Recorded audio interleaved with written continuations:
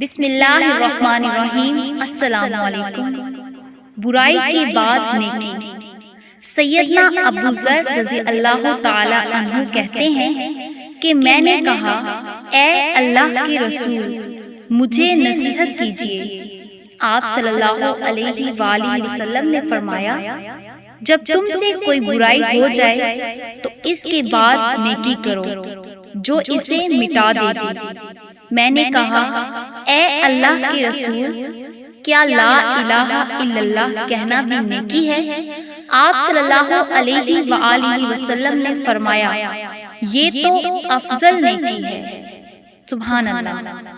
यानी जब हमसे कोई गुनाह हो जाए और उसके बाद हम नेकी करें, जो बुराई हमसे हुई है, नेकी उस बुराई को मिटा देगी। सुभान अल्लाह। जुमा मुबारक।